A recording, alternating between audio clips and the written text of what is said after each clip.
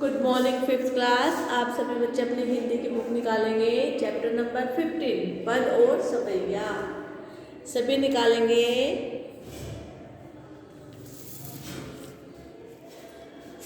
हमारा चैप्टर था पद। क्या था? सबसे पहले हमने आपको पढ़ाया था, सूरदास ने कहा था मैया मोरी मैं नहीं माखन खायो। गाना के बारे में है। गाना बताता है कि मैया मैंने माखन नहीं खाया है, मैं तो सवेरे से ही गाय के पीछे मधुवन में बाग में पड़ा हूँ।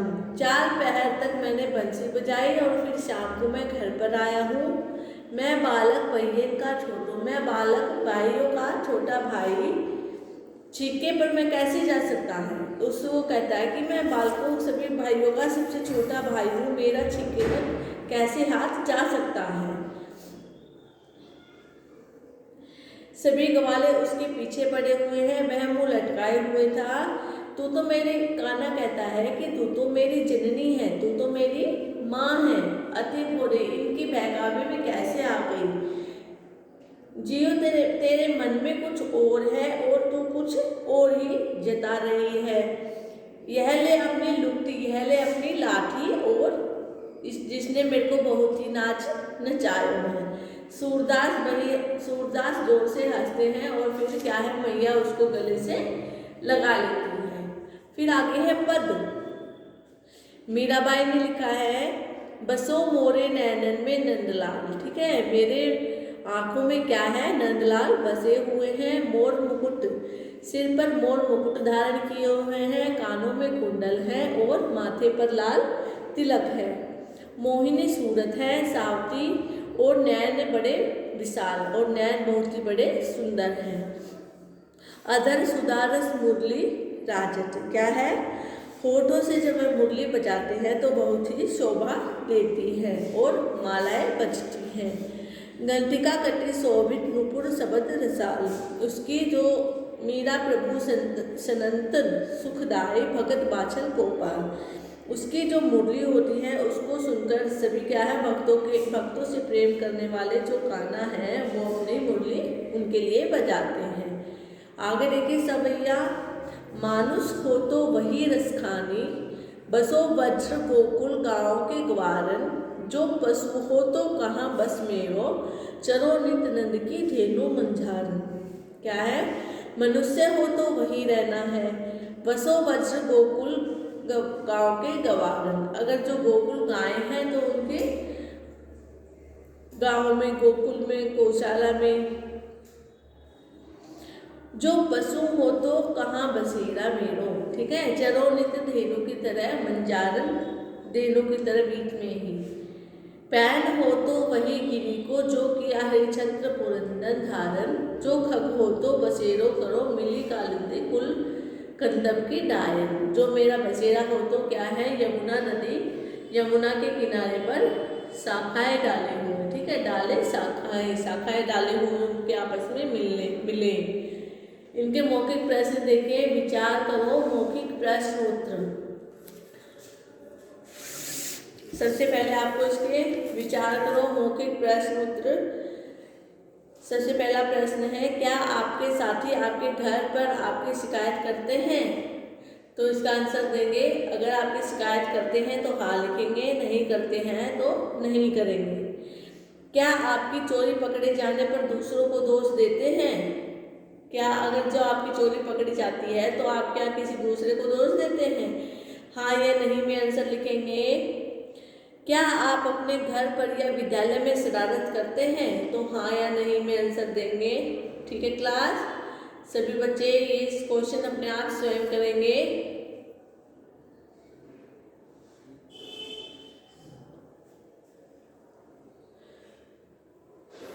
उसके बाद देखिए क्या समझा पाठ से, क्या समझा पाठ से के प्रश्न उत्तर लिखेंगे।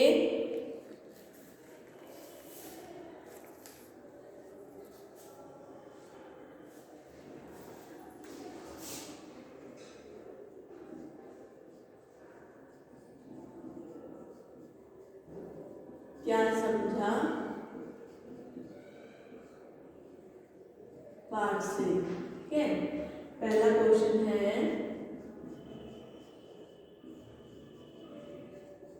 बालक कृष्ण माता यशोदा को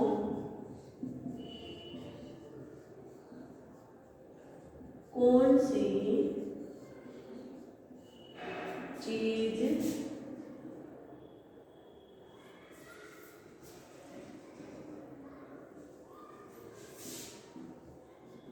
न रखने की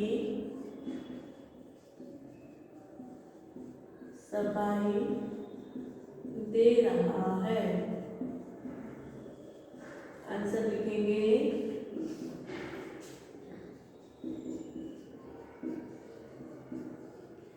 बालक कृष्ण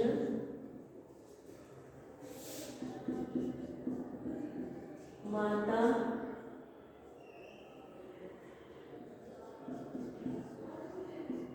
यशोदा को माखन न खाने की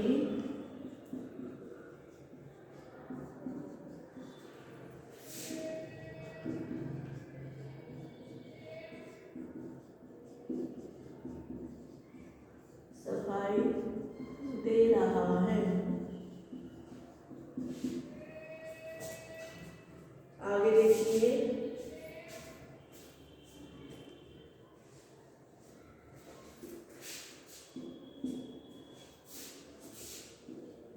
प्रश्न 2, बालक कृष्ण के अनुसार उनके मुख पर जबरदस्ती माखन किसने लगाया है? लिखेंगे बालक कृष्ण के अनुसार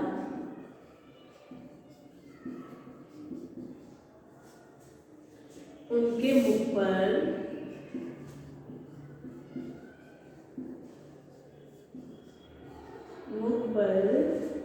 जबरदस्ती माखन किसने लगाया है? जबरदस्ती माखन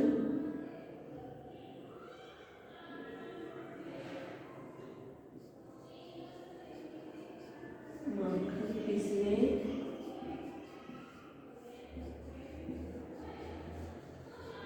लगाया है? आंसर लिखेंगे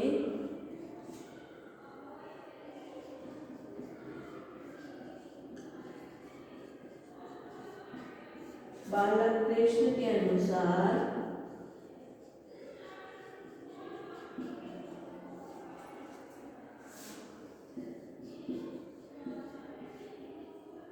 उनके मुख पर, सभी बच्चे लिखेंगे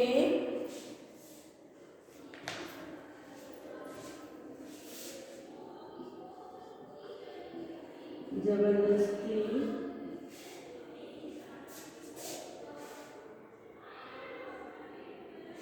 मुख पर गवालों में, ठीक है, गवालों में जबरदस्ती माखन लगाना है। सभी लिखेंगे 5th क्लास।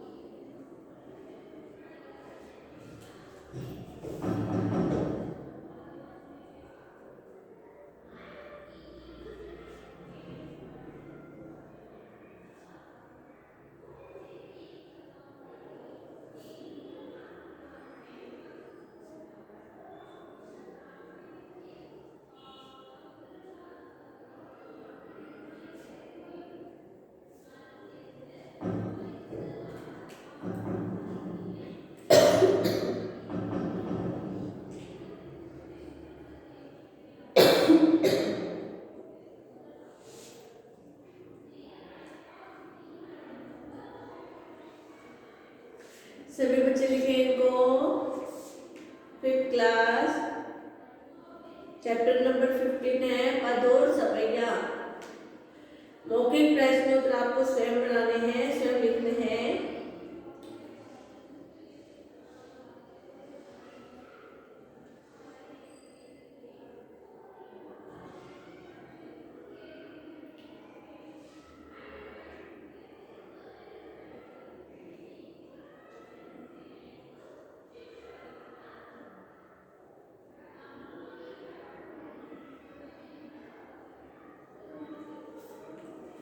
ये हमारे चैप्टर के प्रश्न उत्तर हैं जो हमने चैप्टर से बनाए, चैप्टर में दिए गए हैं। क्या समझा पाठ से?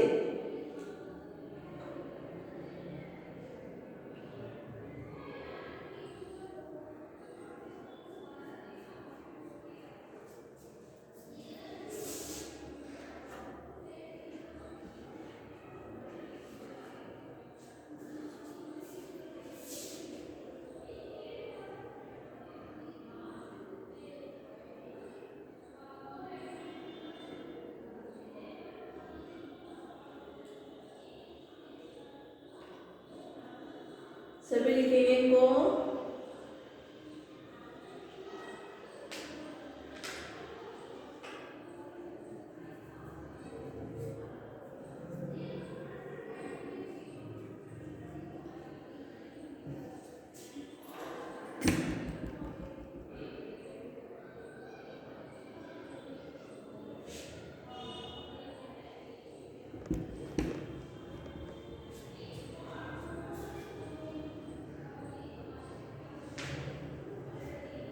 उसके बाद देखिए सभी ने लिखा।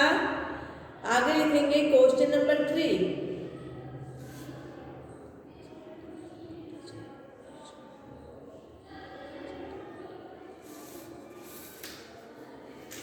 लिखेंगे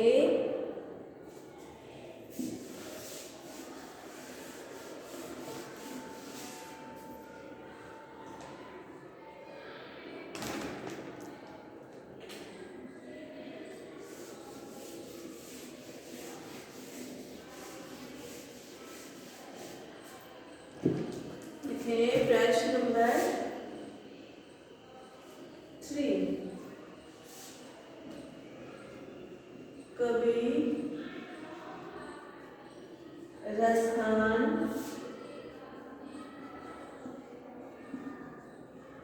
अगले जन्म में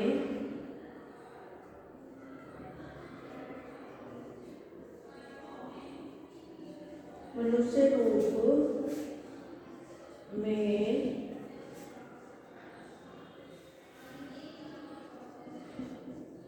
कहाँ रहना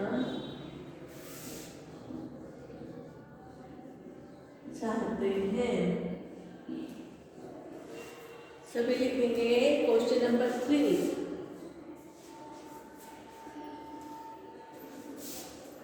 आंसर लिखें।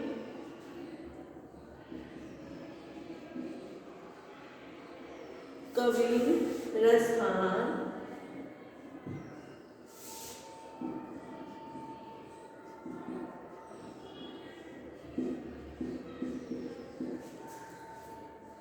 अगले जन्म में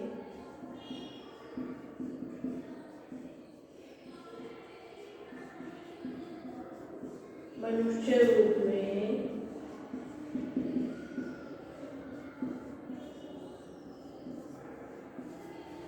गोकुल गांव में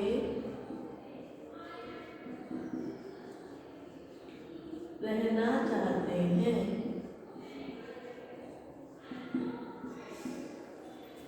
आगे है प्रश्न नंबर 4। क्वेश्चन नंबर 4 प्रश्न नंबर 4। देखिए निम्नलिखित पंक्तियों का संदर्भ सहित भावार्थ लिखो।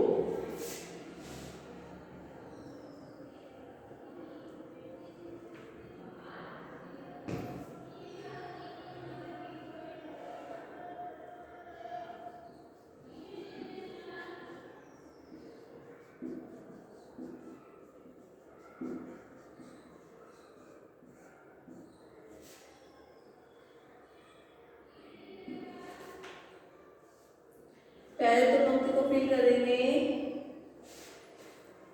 पंक्ति दी है कौन कौन सी? मैया मोरी, मैया मोरी मुख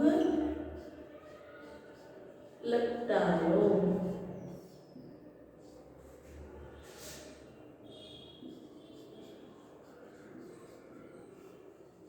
मानुष को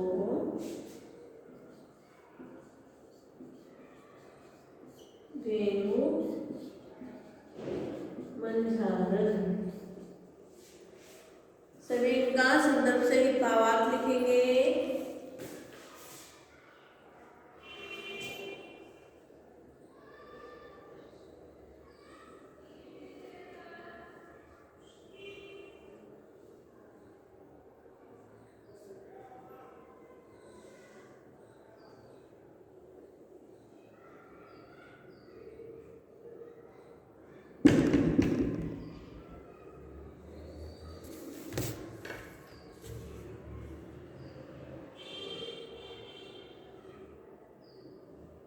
सभी लिखे।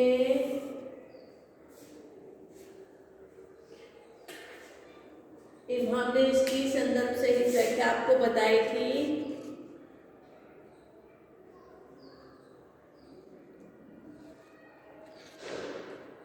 सभी अपनी कॉपियों में लिखेंगे इसको।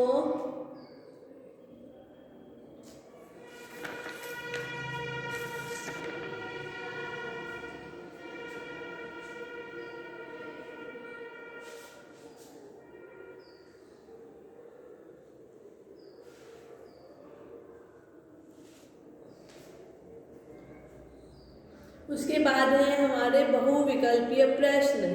मीरा के प्रभु कौन है? श्री राम, महादेव, श्री कृष्ण। तो क्या है? श्री कृष्ण। श्री कृष्ण पर आप कितना निशान लगाएंगे?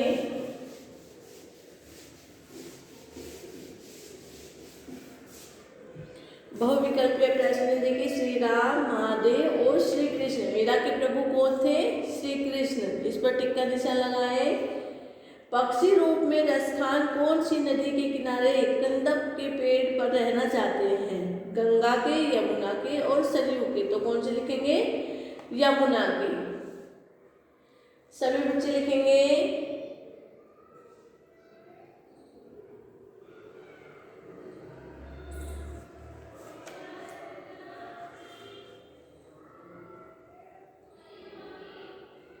आगे देखिए, सही या गलत। पाठ में दिए गए सवैया के रचयिता सूरदास है? नहीं। कौन है? रसखान। श्री कृष्ण के होठों पर मुरली शोभा देती है? सही। सही पर टिक्का निशान लगाएंगे।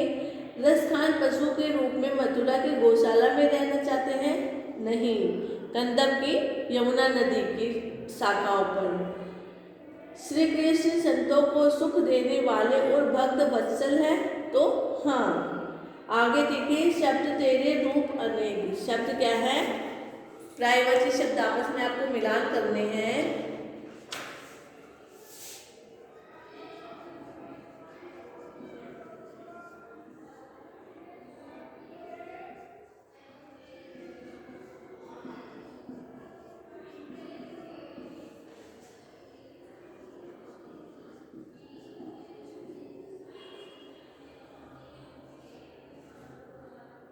जननी,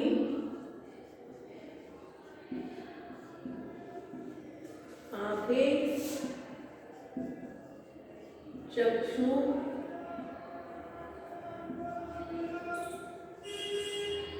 नयन, नेत्र। आगे है गिरी, पक्षी,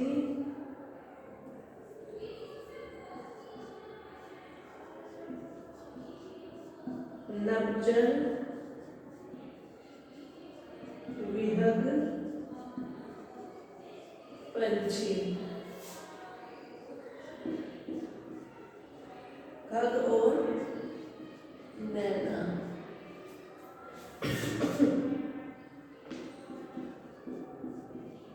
पहाड़,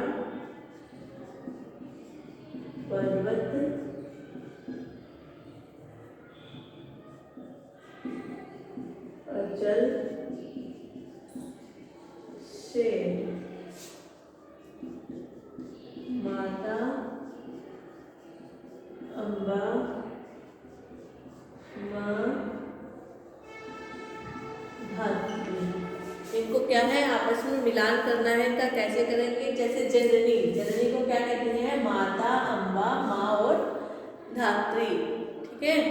आगे है गिरी, गिरी पर्वत, पहाड़, पर्वत, अचल और शेर। खग, पक्षी, नभजल, बिहक और पंछी। नैना, आंखें, चक्षु, नयन और नेत्र। सभी मिलान करेंगे।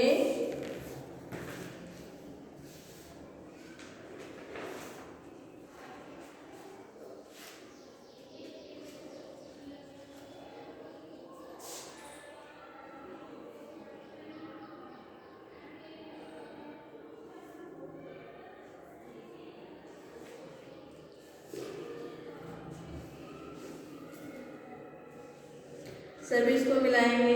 उसके बाद है भाषा की समझ। निम्नलिखित वाक्यों में उचित ध्वन्यात्मक शब्द छांटकर भरो। रवि की जेब में सिक्के डैश बोल रहे हैं, तो क्या लिखेंगे? छन छन या खन खन, तो लिखेंगे खन खन। इस समय दरवाजे पर कौन है? कौन कर रहा है? खट खट। डैश घंटी बजी और बच्चे की छुट्टी हुई, टिक टिक टन टन, तो टन टन। सीमा की पायल छम छम बोल रही है, सन्नाटे में घड़ी की टिक टिक साफ सुनाई दे रही है। वर्षा की बूंदों से टिप टिप का शोर हो रहा है। सभी को फिल करेंगे अच्छे से। पहले में आएगा खन खन, फिर खट खट, टन टन, छम छम, टिक टिक, टिप टिप। सभी बच्चे इसको अपनी बुक में फिल करेंगे।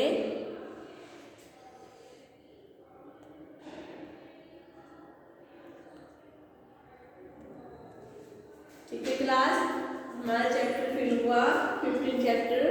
सभी बच्चे इनको अपने कॉपी में लिखेंगे, अच्छे से इसको फिल करेंगे, अपने बुक में लिखेंगे। ठीक है, और इसको अच्छे से याद करेंगे।